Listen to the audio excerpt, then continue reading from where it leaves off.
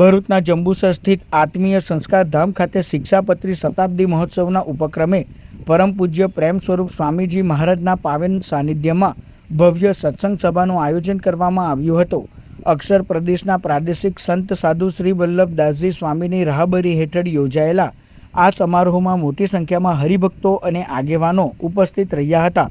સભામાં ભગવાન શ્રી સ્વામિનારાયણની સંત પરંપરા, શિક્ષાપત્રીના આદર્શો તેમજ આધ્યાત્મિક જીવનના મૂલ્યો અંગે પ્રેરણાદાયી માર્ગદર્શન આપવામાં આવ્યું હતું.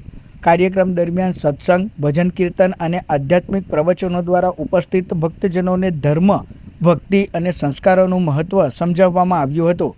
આ પ્રસંગે જંબુસરના ધારાસભ્ય ડી.કે. સ્વામી, કંબોઈ તીર્થના મહંત વિદ્યાનંદજી મહારાજ, પ્રાદેશિક પ્રમુખ દીનુદાદા, પૂર્વ ધારાસભ્ય કિરણ મકવાણા, પૂર્વ તાલુકા પંચાયત પ્રમુખ નીતિન પટેલ, પ્રણવ પટેલ, પિયુષ પટેલ સહિત મોટી સંખ્યામાં હરિભક્તો ઉપસ્થિત રહ્યા હતા.